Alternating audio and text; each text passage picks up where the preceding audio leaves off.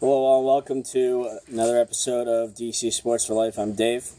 I am Mike D. Later, I will have some footage that I got from Kettler yesterday. Went early out to Ballston to see the Caps practice, and we're going to split time with this episode. We're going to talk a little bit about the Capitals' win last night, and we'll talk about the Redskins losing to the Falcons in a tough game in overtime.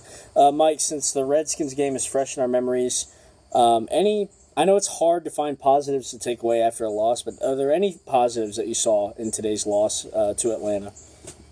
Oh, I mean, that's what I'm all about, is taking away the positives. Excuse me. All day today, I was thinking about what is the outcome going to be. Realistically, I was afraid that we were going to get blown out because that was what everybody else was saying. The popular opinion was that we were just going to get steamrolled. So I said to myself, hey, if we keep it a close game, then I think we can take away a moral victory, even though they say there's no moral victory in sports. I think it proves that we can hang with the big boys, and that we're not a team of the past. When I'm talking about Redskins, past Redskins teams where we have a win one week and we come back the next week and get totally blown out by an inferior opponent. That did not happen this week. We pushed them into overtime. Our running game wasn't where we wanted it to be. We relied a lot on Kirk Cousins. Pierre Garçon had a couple drop passes. Hundred. Yeah, it seemed like. Yeah. I'm very optimistic about that guy Crowder. He seems that whenever he touches the ball, he's doing good things with it. Except for that fumble in overtime. Right. But ultimately, it was the Kirk Cousins interception that cost him the game. So, and Mike, there are a lot of positives. Well, there are a few positives to take away from today's game. But you know what I saw was when the Falcons came down, they scored in a 2-minute drive. I think the Redskins team from the past would have been like, hey, we tried. Yeah, we got 26 seconds left. We lost. But they go down the field. They get into field goal range. Some clutch catches from Crowder and Garçon and Thompson. They get into field goal range. And how about Hopkins? Ice water in his veins. Now, would you rather lose in regulation or lose in overtime? In a game like today. It's difficult to say. Some people say, I know this is a baseball mentality, but some people say in baseball, I'd much rather lose by 10 runs than lose in a walk-off. There's really not a lot of great ways to lose in football. I don't think there's any great way to lose. And you don't get credit for losing in overtime like you do in hockey. And I've said this on this show before, and I'll say it again. I hate losing more than I like winning. And I don't think there's any great way to lose. But you know what? Today, I think, as you kept saying when we were watching the game, this game is a statement game. And I'll make a statement. Let you turn off your phone during the show. Oh, well, I think the Redskins just texted me. Yeah, we're 2-3. We suck. I already know. I don't need the updates. All right. I wouldn't even say this is but anyway, I wouldn't even say this Redskins team is a bad team. I would say, though, that today was a statement game. They showed that, you know what? Okay, we're not going to be that good this year, but we're gonna be competitive. Right. And I think that's what we saw today. In every game, with the exception of the second half of the Giants game, I'd say the Redskins have been competitive in each and every one of them. And I think, going into this season, we already kind of look at this team on paper like, well, they're not going to be any good. And that's kind of like the minimal expectation. But I saw something that I think is going to be more valuable for the rest of the season, is that they have some fight in them. And I think, until you lose that 8th game, or until you lose that 6th or 7th game, you gotta go out there and you gotta compete. And I think it's good we saw the Redskins take a team to the limit. Everybody thought Atlanta was just going to light us up, or light up the skin secondary, but instead the skin secondary responds by what? Getting 2 interceptions. And stopping the Falcons in the red zone multiple times. Exactly. I think today, like you said, we're not a great football team. We're not a terrible football team. And today embodied, I think, basically what the Redskins are as a team.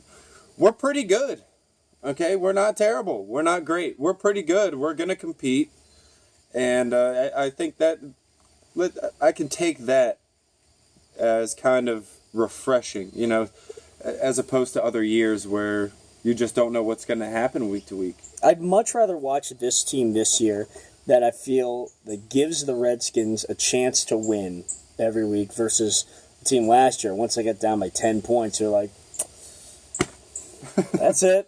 Might as well go jogging or go to the weight room or something. Yeah. But, I think that the Redskins showed that they can be competitive.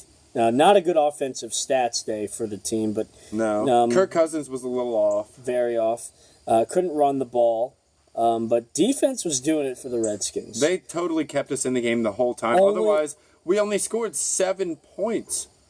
For the longest time, it was 7-6. Yeah. Matt Jones picking up another touchdown. That was great. I think he had a foot injury at the end of the game. Did he? Okay. I think that's why he was off the field. But, that's hopefully, he gets rested up for the Skins' next opponent, which I believe is the Saints, I believe.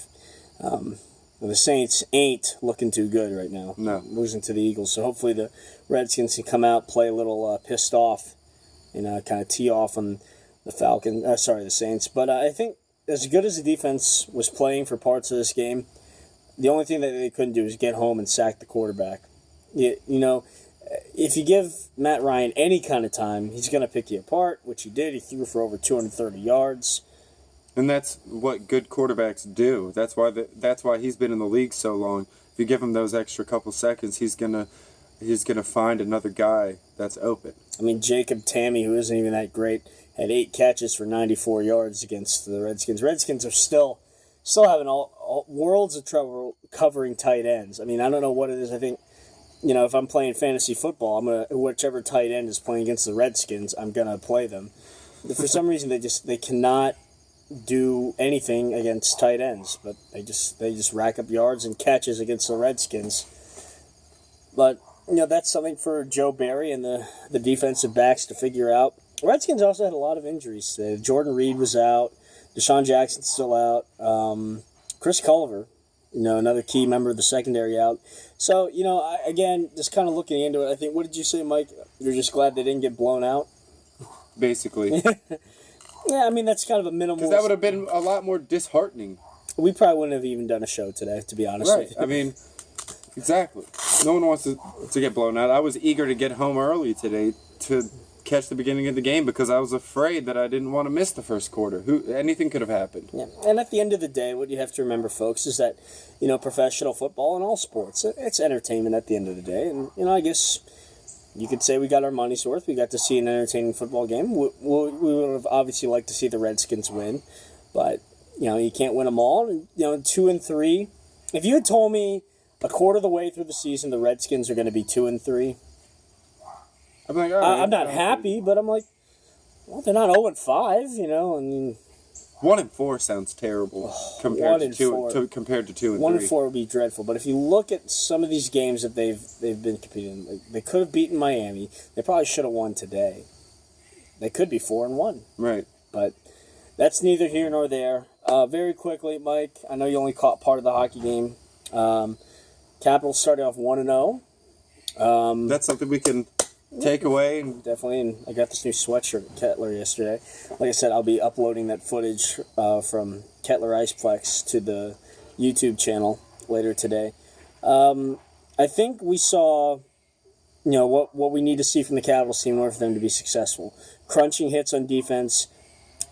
Pretty good play from Braden Holtby. I don't like giving up 3 goals, but the Devils were a desperate team if at the end. If you're going to, you might as well score 5. Absolutely. The Capitals didn't get a lot of shots on goal in the first period, but, picking up goals from different people. They're not just going to lean on Alex Ovechkin, even though Alex Ovechkin scored his 476th career goal, and it was a beauty. I'm talking through the legs, curl and drag, top shot. Vintage. Yeah, I think in order for the Capitals to win, they're gonna need another MVP season from Alex Ovechkin, and Braden Holtby's gonna have to play like he usually has, but even better. But the Capitals have the San Jose Sharks coming into town Tuesday. Hopefully, chance to go 2-0. The Sharks, a West Coast team that have given the Capitals a world of trouble over the last few years. They always seem to be a good team year in, Yeah, and year out. our boy Joel Ward will be coming back into town. Hopefully Okay. the Capitals fans give him a classy welcome back. Yeah, But we then- like the guy. We like the guy. But then cheer when he gets knocked on his butt by Brooks Orpik. And how about Oh, yeah. how about Brooks Orpik? His first goal in almost 2 seasons. Right.